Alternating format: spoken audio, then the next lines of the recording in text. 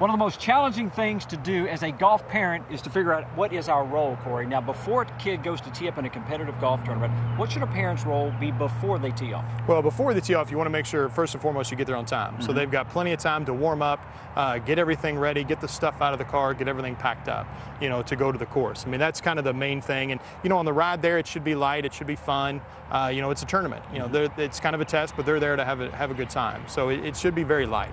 Should you help them warm up? Stand over them while they hit balls or putt? If it's a kid trying to go to college, if it's a child trying to go to college or play at the next level, then there might be a little bit more parental involvement. But for the young kids, just kind of say, okay, let's go hit some balls and just let them go. Because they're going to talk to their friends and hang out as well, and that's important. Now, during the round, one of the things you'll see is a kid hit a bad shot and immediately look for his parent. What's he looking for? Yeah, he's looking for reassurance, whether it's bad or good. And the thing is, when that happens, you're just reassuring him negative thoughts, especially if you throw your hands up, that type of deal.